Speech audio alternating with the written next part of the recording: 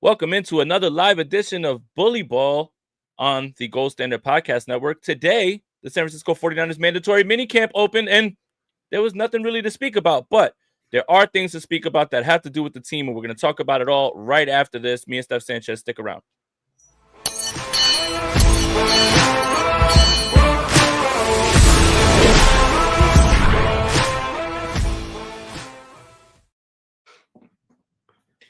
I'm Jason Aponte. That's Steph Sanchez. This is the Bully Ball Podcast on the Gold Standard Podcast Network, the only podcast that has unfollowed the Gold Standard Podcast Network on Instagram. Steph, how's it going?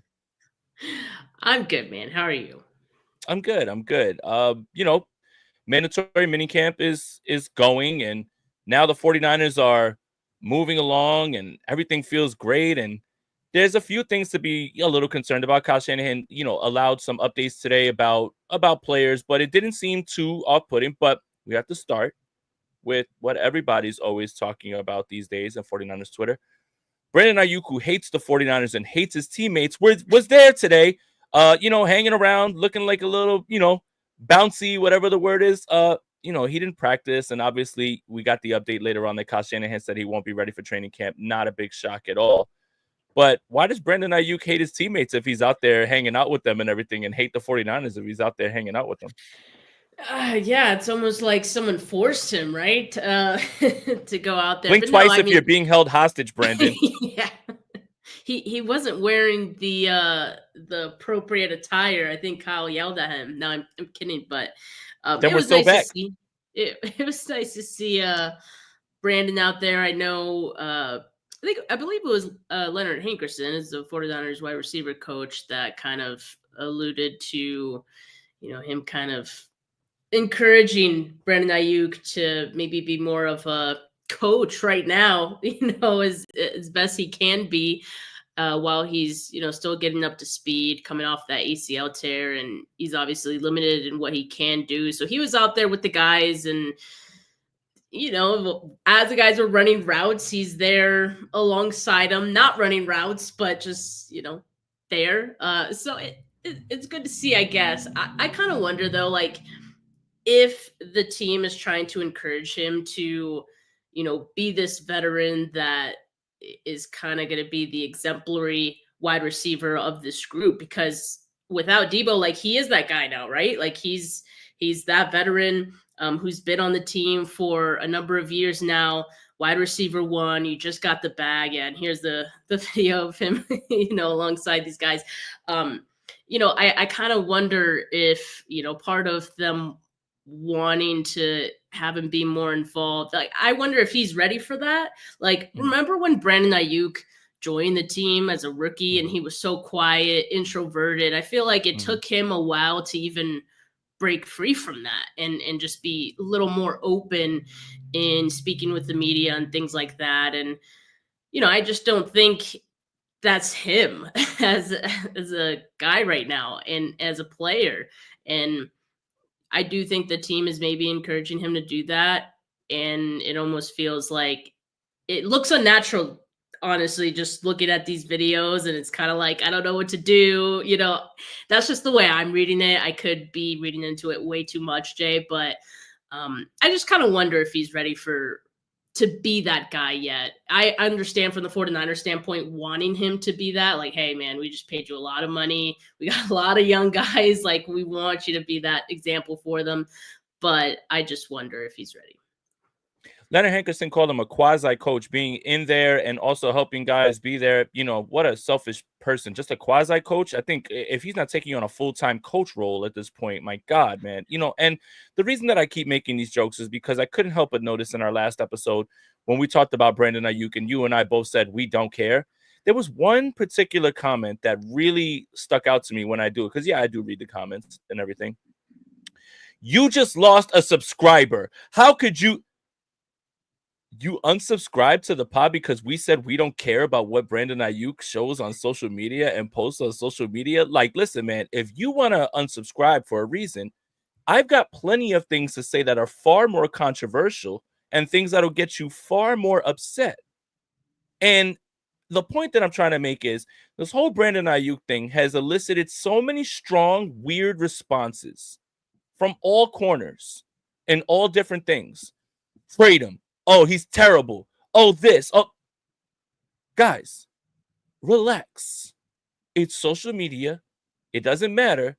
And when he posts something on social media, everybody goes to slam him. But when the article comes out that Leonard Hankerson's talking about Brandon Aiyuk being a really good role model to these guys and being a quasi coach, zoop, not a word. Not a word. It's only one or the other, right? Not a word. So I wanted to start with that because the way that I've been reading everything that's been going on social media about Brandon Aiyuk, you would swear Brandon Aiyuk hates the team hates him. None of that is true. A lot of people are making that up in their head, and it just doesn't make sense. So I want to put that to bed. And look, Brandon Aiyuk's there. We did get an update. Kyle Shanahan says that he's not going to be ready for training camp. Wouldn't worry too much about that. I think the first 4 weeks, you could probably say he's not going to be around. I mean, that's probably just my guesstimate. I'm not a doctor, but I wouldn't be shocked, right? And that's why you have Ricky Pearsall and Juwan Jennings. Speaking of Ricky Pearsall, we're a little bummed out when we heard about Ricky Pearsall saying, hey, he's not going to be ready until training camp. Well, Kyle Shanahan said, hey, he could have went. We're just being very careful with him. That makes me feel a lot better than if he just couldn't at all.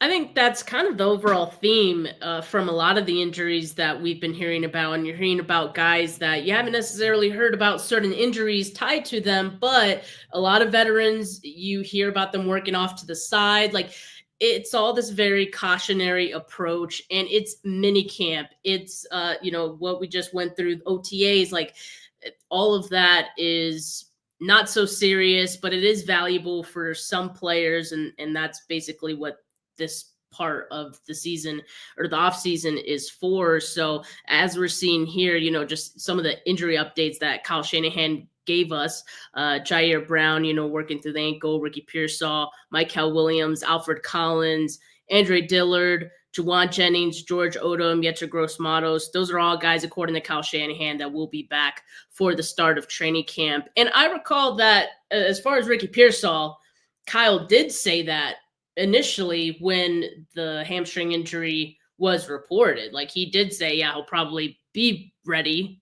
by minicamp, but we probably won't have him out there again because, like, it's cautionary more so than anything. There's no reason to have these guys risking further injury. Like Trent Williams, for example, he has a tight hamstring. Like, it's so let's not even risk him furthering that and making it worse. So,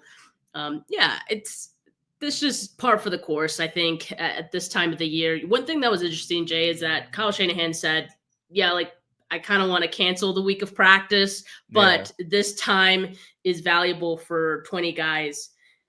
That's not a coincidence. You mentioned 20 guys. There's 20 rookies on this team, right? So obviously this time is most valuable for them and wanting to get them up to speed. They need the reps and things like that. So that's what this time is about. And then it's also about, practicing, trying new things, which I'm sure we'll get to in a bit. But yeah, I mean, it's a fun time. Now, let's stick with the wide receivers. So Ricky Pearsall is going to be good for training camp as well. Juwan Jennings off to the side. Not really too concerned, not worrying about that. But here's something that really, really makes me happy, makes me smile, makes me feel warm and fuzzy inside. Kyle Shanahan on Jacob Cowing. Jacob, I thought, put in some of the most work that anyone did over the offseason, and I think it's really transferred over into those OTA practices. Excellent news to hear. The only thing that would have made me feel better is if he would have said that Jacob Cowing was in the best shape of his life. But is that ever true, though? So I don't know if that would have made us feel better. Yeah, I mean, look, it is what it is. So, I mean, it would. I'd be like, oh, man, best shape of his life, 1,000-yard receiver. I mean, look, it's minicamp. It's training camp. We spent many a years saying that Trent Taylor is going to be a Pro Bowler, right? Like, this is, it's what is it? The thing, the joke that we keep making all the time? wide receiver 1 season unlocked, loading, like that, like it's like season 2 loading. Season 2 loading for Jacob Cowie. Like this is what this is. This right here is literally what makes people make those posts.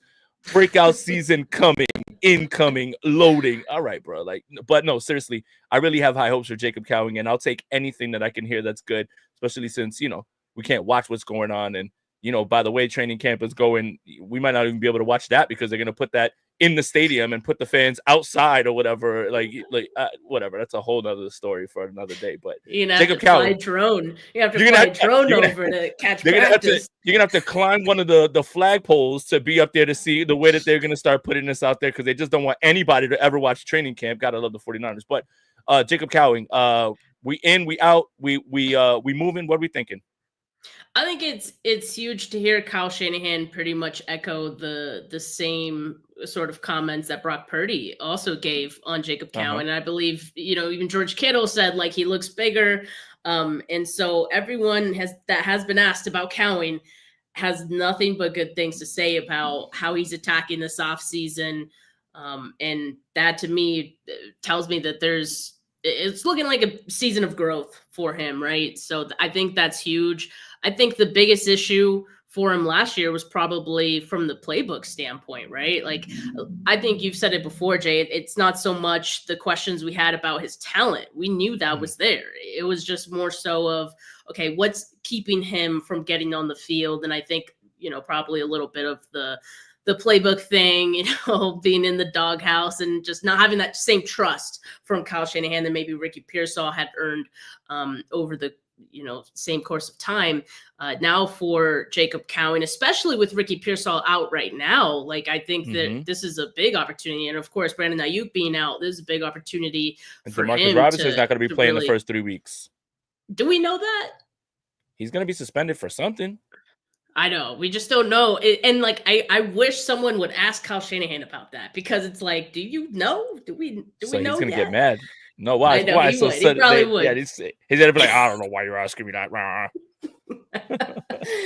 But I mean, it's a question that we all kind of have. But in any case, like, yeah, all these factors are going to be opportunities for Jacob Cowing. And one thing Brock said was, like, he's leading the line off in drills, and that's big, right? So he's kind of handling himself in a way like a veteran in front of some of these younger guys. And I think that's big. That says a lot.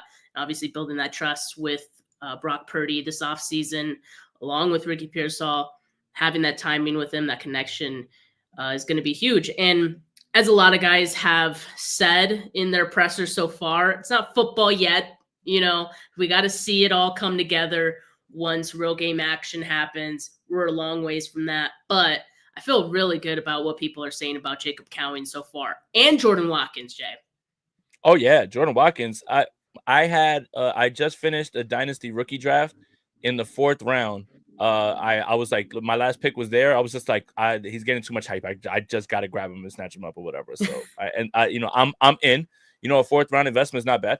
But yeah, exactly. Wide receiver Watkins loading.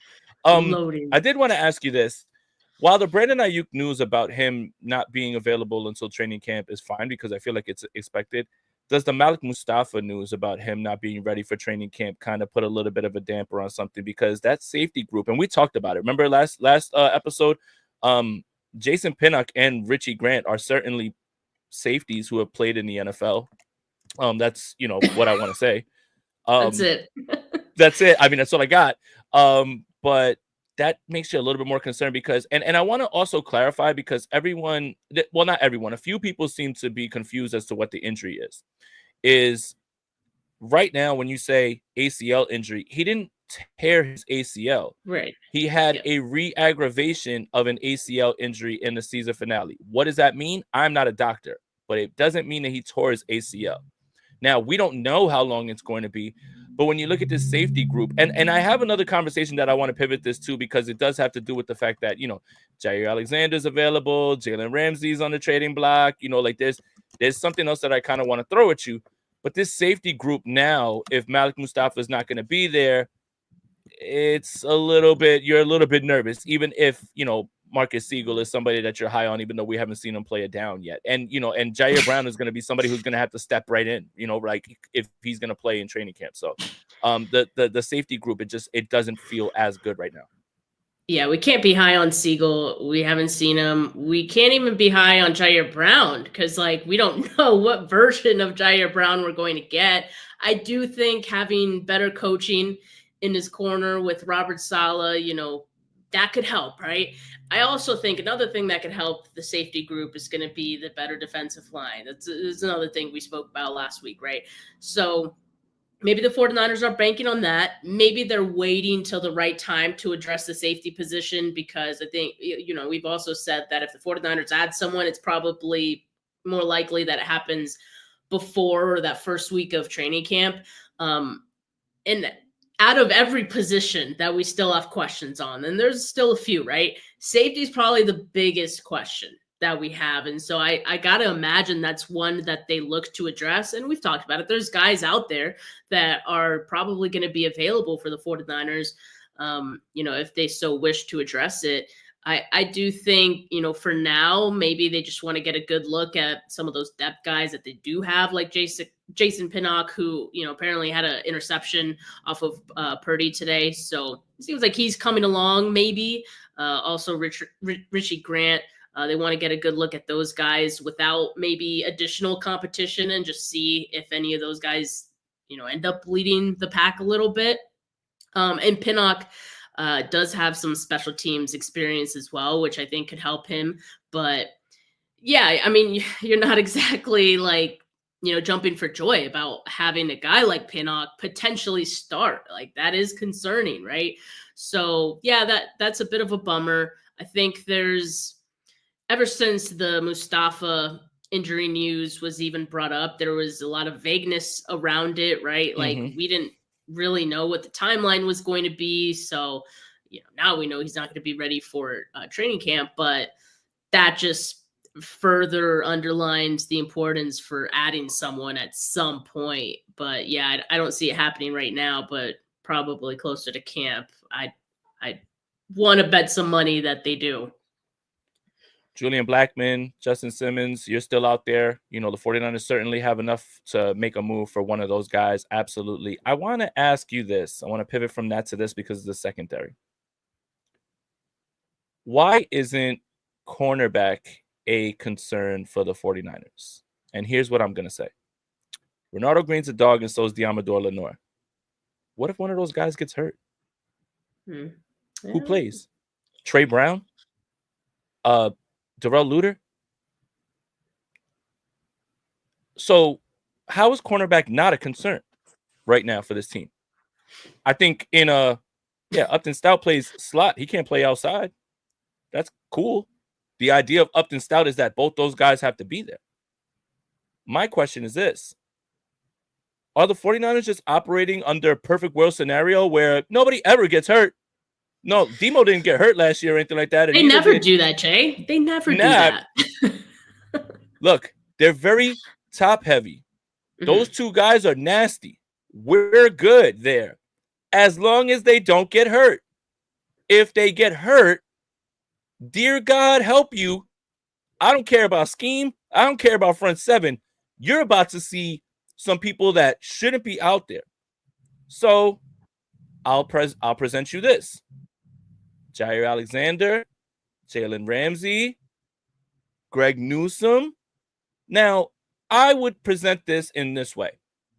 Jair Alexander is probably not going to cost much, and even if he is somebody who hasn't missed any games, he sounds like a 40. I mean, he hasn't played many games. He sounds like a 49er to me then, right? And he'd be perfect depth, right? Because then you can start him and Green outside, and you can move Diamador Lenore inside, and it won't cost him anything. Fine. You don't like Jair Alexander? Got you. Jalen Ramsey would cost you draft assets, but the 49ers have 30 draft picks every year for the next few years. Remember, they haven't been giving any of them up at this point. Now, if you're looking for a free safety complement, I think Jalen Ramsey would be converted to that and would be much better in that role next to a Malik Mustafa as a veteran, as a ring chaser. Fine. You don't like that one? Cool. I got another one for you. Greg Newsome is probably the ideal target for the 49ers during the trade deadline. Meaning, if there is something that happens to the cornerback room, whether it's, again, Demo or Bernardo Green and they get injured, Greg Newsome is somebody the 49ers can absolutely target. Why? One, his contract's cheap. Two, his contract is expiring. And three, it's the Cleveland Browns. They're not going to be winning anything. So they're going to be looking to unload everything, right? So all I'm saying is this. If you don't like any of those options, that's fine. But I have a big concern about what this cornerback room is going to look like behind those two guys because it's a bunch of unknowns, and that can get very scary. Yeah, I think there are concerns there, like there are concerns on a lot of top-heavy positions on this team, and there's a lot, right? Like there is. I think when it comes to that, I would think the 49ers are more likely to take a wait and see approach. Let's just wait and see if, an injury does happen and we can act on it then. Remember all the money we love reactive moments instead of proactive. Remember all the money, though, that they have going into the season. Remember that the 49ers, if they feel like it's necessary, they're okay with making a mid-season trade where, maybe you get better value on guys. And like I keep saying, like I do think that they could address it going into training camp as well. Once we get down to roster cuts, even like then you go bargain shopping. The 49ers are always looking for value at the end of the day. So while I do think they probably called in on a guy like Jair Alexander, there are going to be other teams in that mix as well. The 49ers going to let the chips fall and kind of see where they lay. I see this situation with Alexander being similar to Joey Bosa, where, the 49ers are interested. Yeah, there's a lot of like injury concerns with Jair Alexander the last couple of years. He hasn't played a lot of games. So that's why the 49ers, and I think they're right to, want him at a certain price, making sure it doesn't go past a certain number. Otherwise, we're not interested. But what about those other teams? Those other teams might be interested in him at a higher price, and the 49ers would be willing to pay, just like we saw Joey Bosa, get a deal from another team. And we're like, why would anyone, pay him something like that? So I can see it happening like that with Alexander. But to your point, like there's other cornerbacks that are available too. I just think they can wait on some of those guys, and they can wait to see, who gets cut, in roster cut downs. There's always some surprises. Who gets dealt around that time? There's always surprises. Like, I think for that, they can wait on it a little bit more.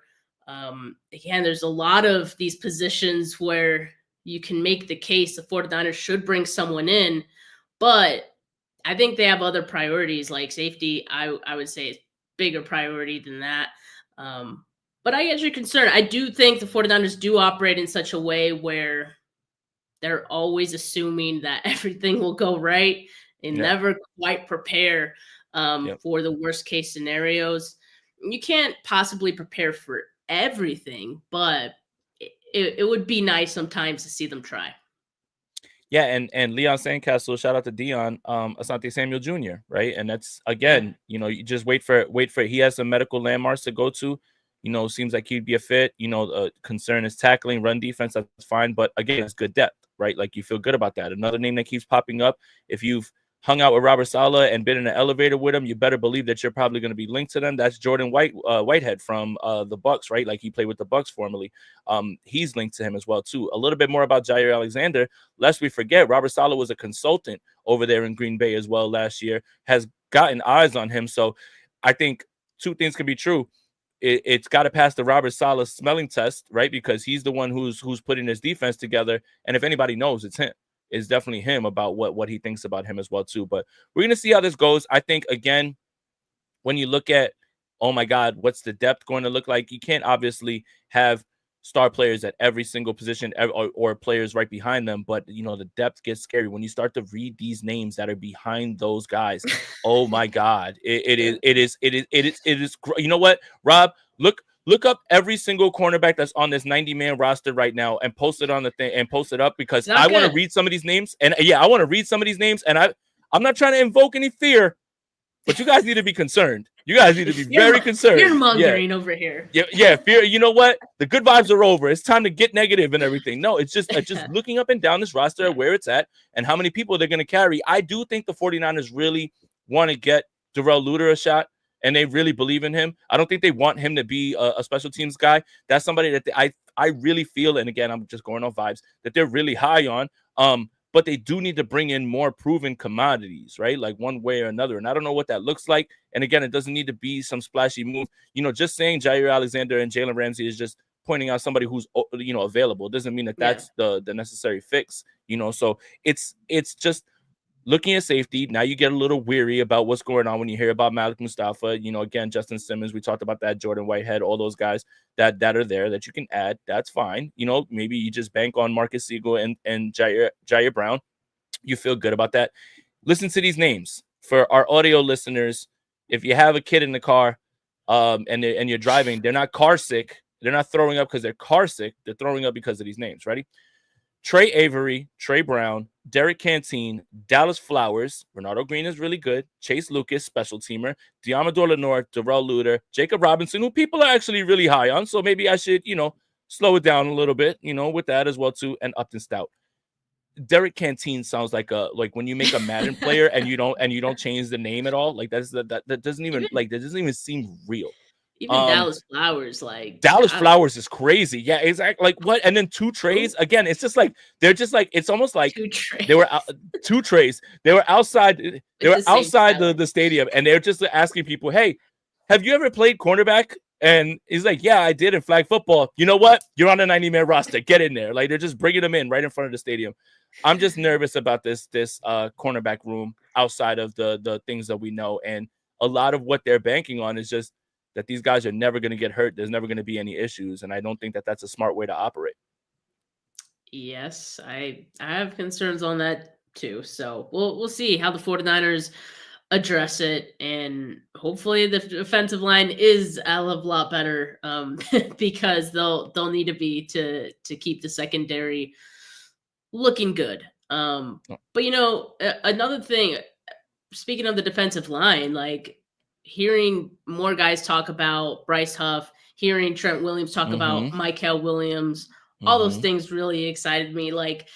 Kyle Shanahan talking about Huff, mentioned that he's probably the fastest get off guy that they've had since D Ford, right? So, and I think a lot of people have already said that, but coming from Kyle, I think that's huge. That one thing he mentioned, people are going to have to chip him, right?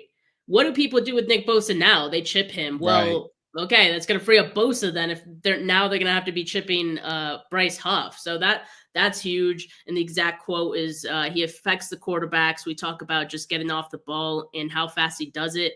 It'll be our best get off the ball guy we've had since D Ford. Oh, wow. Well, yes. I mean, again, this defensive line, again, and I don't want to keep saying it this way because everybody's just going to think I'm being condescending and a jerk, but it can't be worse, right? Like it just can't be worse. Yeah.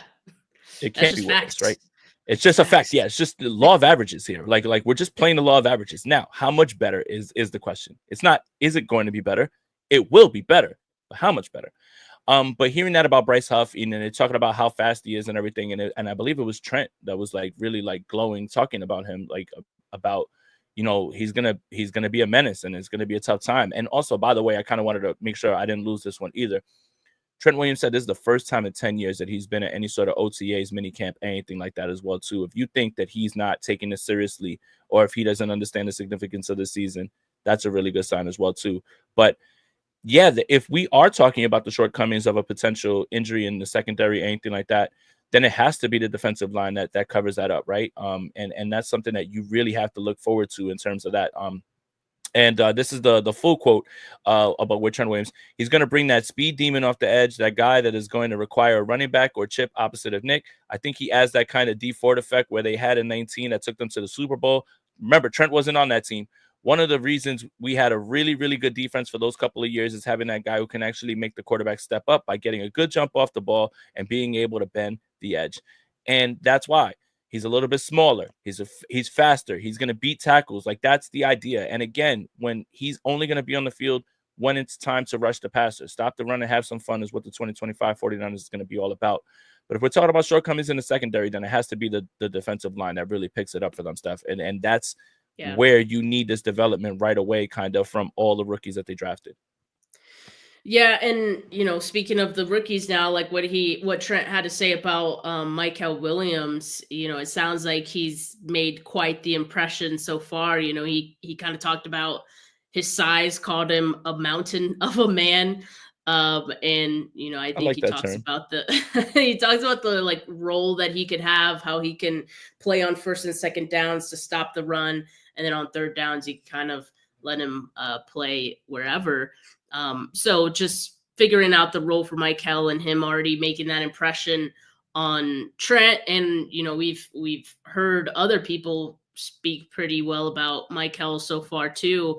Nick Bosa as well. He's a sponge to Bosa, right? So I think that's huge. And it just seems like he's going to be a rookie that's ready for the moment. And again, everyone's reiterating it's not football yet. We got to see it, when the lights come on and all that, and the pads come on. But the early impressions seem promising. Okay, so have we covered everything we've heard from minicamp? Like, or are we arguing about like, do people look fast in videos, or have they lost a step, or like, or are we done with that? I certainly would not talk about anyone's speed. Trent Williams did say, I could play until I'm 41. Yeah, my God, dude. Like, if you do that, like,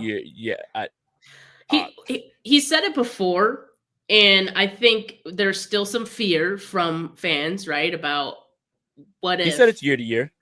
He said it's year to year. But one thing he did say in his presser was that he would ensure to let the team know ahead of time. Like, he would give them ample notice. And obviously, that's not a direct quote, but based on what he said, I felt very comfortable that, okay, not only does this guy want to play till 41, which that's the idea, right? He knows his body may have a different plan for him. He was kind of front about that as well. But he does know that he would like to tell the team early. I think that could alleviate a lot of concerns for us, that he's not going to be some like surprise retirement, like some others we've seen around the league, some others we've had with this team in the past, Joe Staley. Yeah, that made me feel better. I do want to say this. Joe Staley did play that close to the vest for them. The 49ers did the impossible after the 2019 season. They moved on from a Hall of Fame left tackle to a more Hall of Fame left tackle. Like, somehow you improved on a Hall of Famer, and Joe Staley let them know, and they played that shit close to the vest. Like, I think that's what we're talking about with Williams. I think what you're talking about with the fear is like Patrick Willis retiring and Chris Borland retiring, and like, and it's just like, what? Oh my God, what comes as a shock. Yeah. What a horrific offseason. I'll never forget that. That just felt like watching that team crumble in 2 weeks was insane. But I did want to ask you this, now that we've kind of got through everything in minicamp. And this is just a fun exercise, right? Who would you say are the 5 most important San Francisco 49ers in 2025? You don't have to do order, because I think that's a little pointless right now. We don't have to do order. I think we can just do 5. You name one, I'll name one. You name one, I'll name one, and you tell me if you disagree. And then, like, with the 5th, I think, all right, one that we can say together and we can knock off is obviously Brock Purdy. I wasn't going to say Brock. Really? The quarterback's not the most important. What? Look, he's not one of the most 5 important. Oh, here we. Oh, perfect. Good. This is a perfect place to start. Go. Yeah. Okay. Well, the reason I wouldn't say Brock is because if you're only forcing me to pick 5, then I think there's 5 players more important than Brock Purdy. And the part of the reason that I say that is because the 49ers brought in Mac Jones, and we haven't seen Mac Jones play in this offense yet. Oh, look what you're doing now. Look what you're doing. I'm looking at what you. You made me do. I did not. I thought this was the easy one. I'm just saying that it certainly was low-hanging fruit. I could have said Brock Purdy and like gone about my day, but I do think there's 5 more important players than him. And that's not a knock on Brock Purdy at all. Like, that's just saying that this offense is very quarterback friendly. When Mac Jones specifically was asked why he chose San Francisco, like, what was his answer? It was like, this offense is great for quarterbacks. And like, we've seen a lot of quarterbacks come through here and be able to run this offense. Now, I'm not saying Mac Jones would be able to run this offense as good as Brock Purdy. There's a reason Brock Purdy got the contract he got. There's a reason he's the starting quarterback. He's supplanted other quarterbacks of the past. But I'm just saying, like, if something were to happen to Brock Purdy, I'd feel more confident about the backup quarterback being able to step in and kind of handle the duties and finish out the season or finish out some games more so than I have in the last couple of years. I'll just say that. So it's not Brock Purdy that I'm going to list, but I'll say Christian McCaffrey would be one of mine. Okay. I agree with Christian McCaffrey. And here's why. It's not the position that's not important. It's his impact. It's McCaffrey. Right? And the yeah. Right. Yes. Yeah. I'm not talking about a running back. I'm talking about Christian McCaffrey. Like, don't do that. So the reason that I'm going to agree with you on this is the year before, obviously, everything was clicking. Everything was perfect. Christian McCaffrey was literally, the red zone play was hand the ball off to Christian McCaffrey and touchdown, right? Yeah. Then he doesn't play, and now you can't score in the red zone. And the 49ers had no problem moving the football. But you could see at times where Brock could have taken a check down to somebody else underneath, but because it wasn't Christian McCaffrey that was there, that he's just like, no, I gotta move the ball a little bit. Like, we hate and push back on the narrative of him being a check down merchant or whatever, but sometimes I would have liked to seen him take a little bit more of those check downs that were kind of there last year, because the only other qualifying quarterback that had less of a check down rate than him was Caleb Williams. So you can look at that and say, yeah, he's actually pushing the ball on the field, but you can look at that and say, hey, you probably should have taken a few more of those easy ones that are always going to be there. I think a little bit of that, it had to do with the fact that it wasn't Christian McCaffrey. He didn't necessarily trust whoever it was right under there. You hope Isaac Guerrero could have been that, but, he took him a while to really start to, develop and get some snaps. But, yeah, it's absolutely Christian McCaffrey. Importance to the team. If you don't believe us, believe them, banking on him being back to the place that he was and where the offense was without him. So yes, his success with this team and is in his importance, it's easily a top 5, and it's up there. And hanging out with Frank Gore, are both of those guys going to the Hall of Fame? Yeah. Or we riot. Oh yeah, all right. So yeah, I do think it's Christian McCaffrey. That is absolutely a good one. So let's operate without Brock Purdy under this one. Okay, you and I disagree. That's fine. But you could say Brock Purdy. I mean, no. I do say Brock Purdy just because quarterback is, the most important position on any team. Any team, right? Like you'd be hard pressed to. I mean, unless the quarterback's awful or they're, or the quarterback's just like not up to snuff. But I don't think that, like if it's the Cleveland Browns, I wouldn't say Joe Flacco is one of the 5 most important Cleveland Browns, or Kenny Pickett. You know what I mean? Like, that's different. I just think for this team, I think he is. I definitely say Brock. You say Christian McCaffrey. I say Trent Williams. Yeah, I mean, I could definitely put Trent on this list as well. That's the thing about this team. Like, there's 5 is tough. Like, to only pick 5, I feel like there's a lot of impact guys. And frankly, like, there's been some guys that we haven't seen deal with injury. So like we haven't really seen this team without them to really know how much it would hurt if they were not there. Trent Williams, though, we have seen. And let me tell you, that definitely was a world of hurt. I think not just for Brock, but just like the cohesion of the entire line. I mean, he really is the glue, to that unit. So Trent is a big one. I agree with this one. Okay. So we got 3. Here's going to be the fun part. We are going to have to leave off one of Nick Bosa, George Kittle, or Fred Warner. I know. This is going to be excellent. I think Nick Bosa is absolutely a top 5 important 49er. If we're talking about this defensive line, it starts and ends with him. He has to absolutely recapture that dominant player that he was. Not that he wasn't dominant last year, but it starts and ends with him. If we're talking about this defensive line better, this defensive line is nowhere. This defense is going to be nowhere without Nick Bosa I think Nick Bosa is absolutely a top 5 important 49er. So defense is tough because I think at each level you have one impact guy. You have Bosa, you have Fred, and you have Lenore. Two of those guys, Fred and Lenore, you haven't really seen miss time, Many at games. least like significant amount of time. Again, where you don't really know how much this team would suffer or not suffer if they did not play. I think if Fred Warner, okay, I won't. I'll say Fred Warner, but for Bosa, I think we've seen him not play before, and I don't know. I think the whole defensive line at that time was pretty bad as well. So there wasn't a big difference, but that's just because the line was already bad. So yeah, I'd put Bosa on here, but I also struggle between the other two guys on this defense, like Lenore. I think we're gonna get down to this list, and we're not gonna have Lenore in it.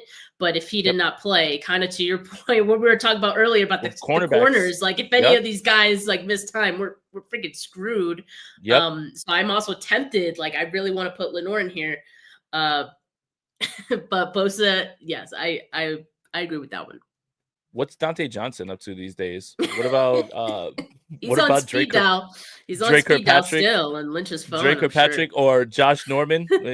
Come on down, buddies. It's time for you to get a job. All right. So we've got Brock. Well, we've got Brock, McCaffrey, Bosa, Trent, Kittle, Warner, Lenore. Oh baby. I'm gonna say Kittle, and here's why. Yeah.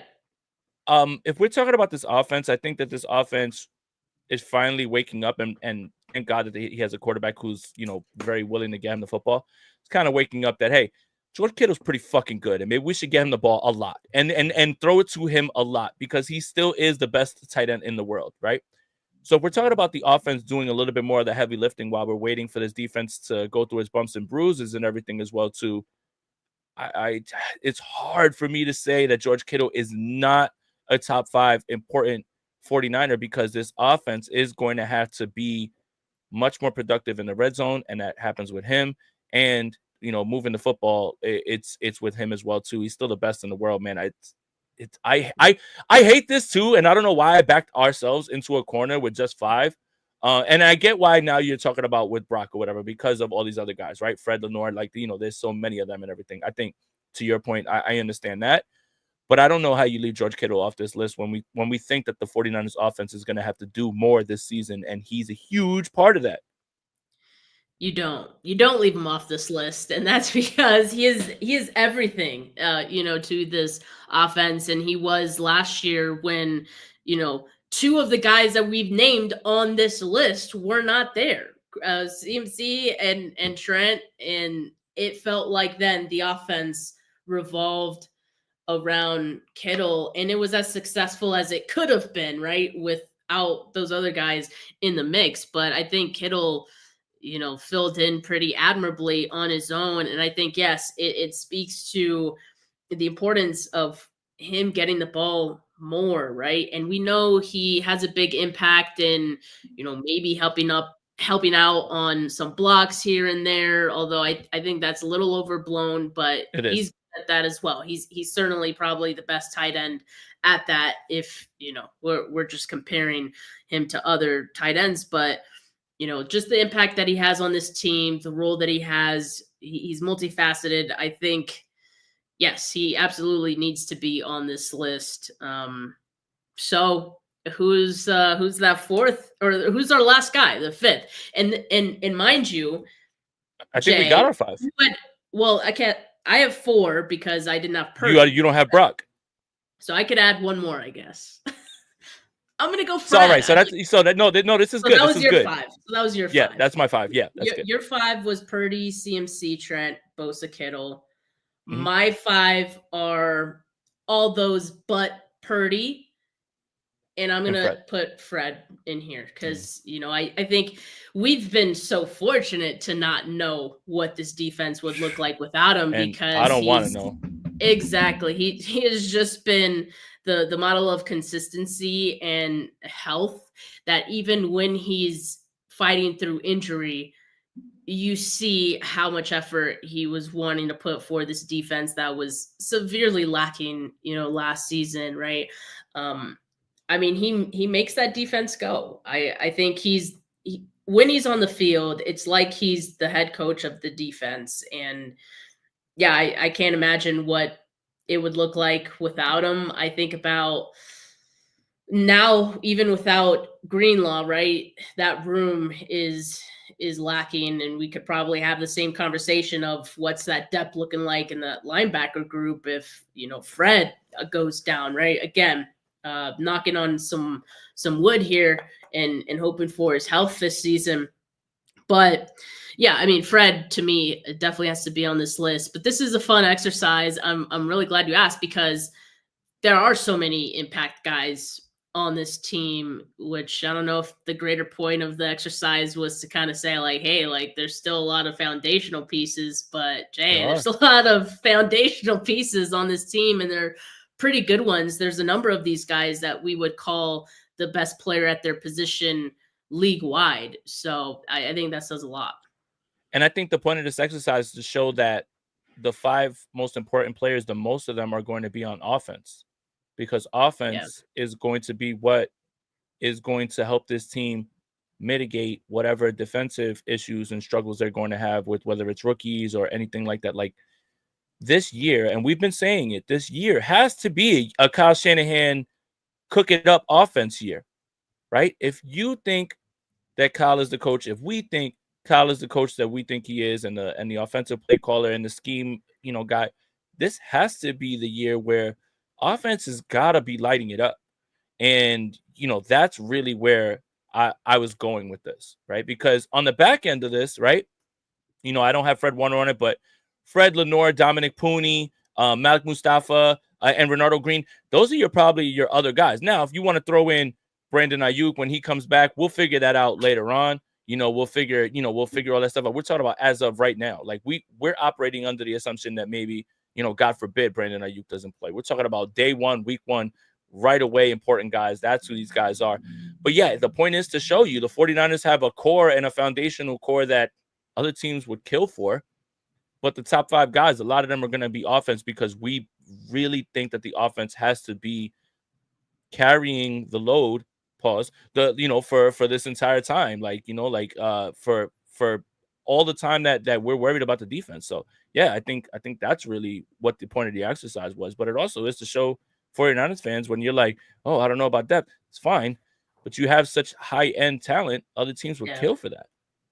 Yeah, and just to clarify, I never said that I hope Brock Purdy goes down. Like I don't know where that came from in that comment. I definitely never did, and nor would I. This was a challenging exercise, and again, I think I'd be open to hearing anyone's 5 players, because that's just how challenging it was to like pick only 5. Like, there's a number of guys who could have gone on this list, so I'm glad we didn't completely agree. Yeah, me too. We always agree, Jay. It's like people don't. Yeah, I was gonna say people don't like listening to us sometimes, because we're just like, I'm just like, hey, I think this, and you're like, I think that too, and we're just like, oh, cool. What's the next topic, right? Like I think people want to see us like go at it. They want to see us fight. Right. They just want to see us like crash out and fight, and it's just like I'm just like, hey, I don't really care about Brandon Aiyuk's social media. I don't really care either. Oh, we're best friends. Like, like I think people like, so like, look, at times it's good to be, rational and critical and stuff. But, you and I, we just, share a little bit of the same brain sometimes. But yeah, this was good. If you want to see arguments, catch us with Rob. Rob is always going to push back. Always, Rob's going to be like, I don't believe that at all, man. I'm like, all right, don't yell at me. Like, what the hell? Rob, no, you know who's a good. So can we rank like the argumentative pods on here or whatever? On the Go Standard Podcast Network, like the 5. The most argumentative ones, I think one has to be Rob and Levin, because I don't know what it is. It's like Rob and Levin, it's like they're friends, but like they have like this like mortal enemies as well, right? Like it's like I love you, you asshole, like type, like that's like kind of like how they are. Oh, yeah. So So I got them 1. I would say probably Rob and Michelle would be 2. I think. I think Rob and Vish would be 3. I don't think Rob and Johnny really argue, and you and I never argue. So we're 5th. Like we're always at the bottom. Yeah, like we barely disagreed on this. We need so yeah, I disagree more. I think. Yeah, you know what? I'm just gonna start. You know what? I'm just gonna start playing goal. devil's advocate, even if like that's even if like you're wrong. What's the look, Rob? We got a few minutes, just and we can end the show on this. Hop in here and tell us what you think. What you think is the most argumentative podcast are, because I think I got it right. I think I nailed that one. Like and the chat needs to let us know too. I mean, the faithful people that are watching. Go, Rob. No, you're 100% right. I just wanted to say that you were. But what is it? So look, my closest friends that I live in the area with or whatever, that I've grown up with, we have a group chat. All we do is make fun of each other, but it doesn't mean we don't like each other, right? But if someone read that on the outside, they would look and say, man, these people don't like each other. That's sometimes the sense I get with you and Levin. And it's just like, Levin's just like, yeah, well, you're always wrong. And it's just like, God, it's like, these guys really don't like each other. We do. It's just, stuff happens when that red light goes on. You know how it is. Sometimes it just, we get into it a little bit. It's fun. But that's entertaining, right? Like that's entertaining because you guys have strong opinions and you're able to disagree respectfully and all that stuff or whatever. But yeah, like me and Steph, it's just we're vibing and we're just like, yeah, I agree with you. And she's like, yeah, I agree with you. And we're just like, all right, what's the next topic? And it's just like it's always sunshine and rainbows over here. Well, I was like, damn, we need to spice it up. Nice, spice it up. Brock off the top 5 list was surprising to me, Steph. Rob, go for it. Go for it. I kind of think the days of the 49ers quarterback not being one of the most important people are over, man. Like you signed that guy to a $53 million contract. He better be one of the most important people this year. But like 5, like one of the top 5. I don't know. I mean, I see your point with like the contract thing, but I just think there's, again, if you look at the list, there's so many guys on it that we named that are the top at their position. Where does Brock rank among quarterbacks? I hope they put Brock in position to be one of the 5 most important 49ers. Does that make sense? Yeah, and I think they do a good job of that, but that's why I think like they could also put other quarterbacks in that position as well. This is not like a Nick Mullins, CJ Beathard type of quarterback room. So like I almost think it's the last few years it's been better in that respect where some of these quarterbacks are a little more capable of stepping in. Look at Brock Purdy. I mean, we would have never known that he was this guy had he not gotten that opportunity. Why? Because the offense kind of gave him those options to be this guy, and it kind of tailored to all his strengths. But I think that's what this offense does. Like, it's just so easy for a quarterback who has a baseline of talent to look really good and operate this offense at a high level, because this offense tells you what to do when, basically. I will say this. I wouldn't have put Jimmy Garoppolo in the top 5 most important 49ers, and he was the quarterback. And that's in there for Rob, because I know he likes those little, those Jimmy shots and everything. But look, the problem is that during that time with Jimmy, it's, oh, look how many games they've lost without Jimmy Garoppolo. And it's like, yeah, you better hope that Jimmy Garoppolo is better than Nick Mullins and CJ Beathard. Like, you're never saying anything. Like, people never were saying anything. We're never saying anything like that with any sort of merit, right? Like, I would hope Jimmy Garoppolo is better than CJ Beathard and Nick Mullins. I would hope, right? This time, and the reason that I feel like it's Brock, is that Brock is operating this offense, and I would argue that the only other quarterback that's operated Kyle Shanahan's offense better than him, not the 49ers offense, a Kyle Shanahan offense, is Matt Ryan, and Matt Ryan won MVP. So that's why I wholeheartedly agree with that, by the way. Yeah. Yeah, so that's why I it's not the whole 49ers quarterback thing. It's like, yeah, that's why Sam Darnold signed here. That's why Matt Jones signed here. I think it's well known, right?